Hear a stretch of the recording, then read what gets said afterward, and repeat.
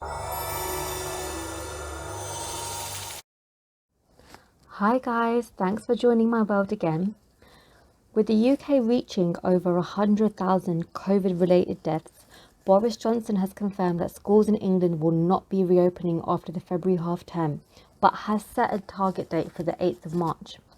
At present, schools in England are only open to vulnerable children and those of key workers.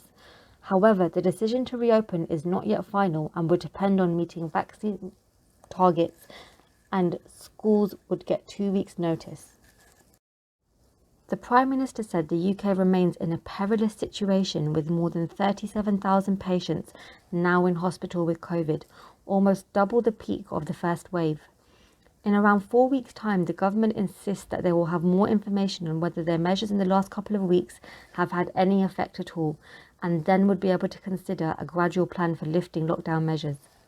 When schools do go back, it is expected that there will be finally mass testing available for pupils and for staff. Understandably, there is a lot of frustration amongst pupils and teachers, as well as parents and carers who have become homeschoolers in the last year or so, with some even juggling their day job on top of their usual parental responsibilities. There are mass calls for teachers to also get vaccinated over the upcoming half-term holiday. It's difficult to say what the impact of continued school closures will mean in the long run, with many fearing the outcome could be catastrophic. Mr. Johnson pledged to work with parents, teachers and schools to develop a long-term plan to make sure that pupils have the chance to make up their learning before 2024.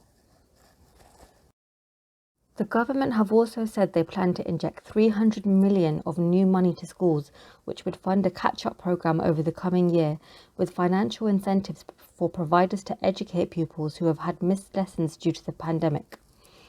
Understandably, there will be a need for a proper plan in place before schools can return safely, for the sake of children, families and teachers alike. We just hope that the government will now make better and more informed decisions after past mistakes.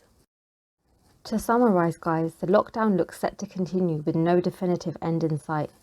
Let's hope it's sooner rather than later.